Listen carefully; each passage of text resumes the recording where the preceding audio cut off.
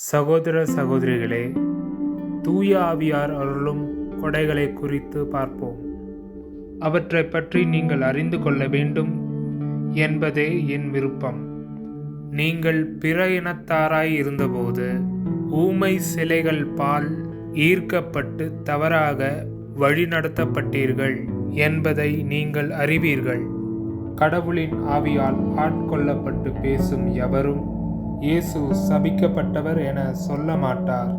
தூய ஆவியால் ஆட்கொள்ளப்பட்டவர் அன்றி வேறெவரும் இயேசுவே ஆண்டவர் என சொல்ல முடியாது. இதை நீங்கள் தெரிந்து கொள்ள வேண்டும். அருட்கொடைகள் பலவகை உண்டு, ஆனால் தூய ஆவியார் ஒருவரே. திருத்தொண்டுகளும் பலவகை உண்டு, ஆனால் ஆண்டவர் ஒருவரே. செயல்பாடுகள் பலவகை உண்டு, ஆனால் கடவுள் ஒருவரே. அவரே எல்லாரிடமும் எல்லாவற்றையும் செயல்படுத்துபவர். பொது நன்மைக்காகவே தூய ஆவியாரின் செயல்பாடுகள் ஒவ்வொருவரிலும் வெளிப்படுகிறது. தூய ஆவியார் ஒருவருக்கு ஞானம் நிறைந்த சொல் வளத்தை அருள்கிறார். இன்னொருவருக்கோ அதே ஆவியார் அறிவு செறிந்த சொல் வளத்தை அருள்கிறார். அதே ஆவியார் வேறொருவருக்கு நம்பிக்கை அருள்கிறார்.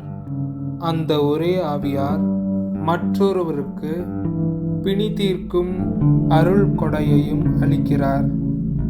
தூய ஆவியார் ஒருவருக்கு வல்ல செயல் செய்யும் ஆற்றலையும் இன்னொருவருக்கு இறைவார் குறைக்கும் ஆற்றலையும் வேறொருவருக்கு ஆவிக்குரியவற்றை பகுத்தறியும் ஆற்றலையும் மற்றொருவருக்கு பலவகை பரவச பேச்சு பேசும் ஆற்றலையும் பிறிதொருவருக்கு அப்பேச்சை விளக்கும் ஆற்றலையும் அருள்கிறார்.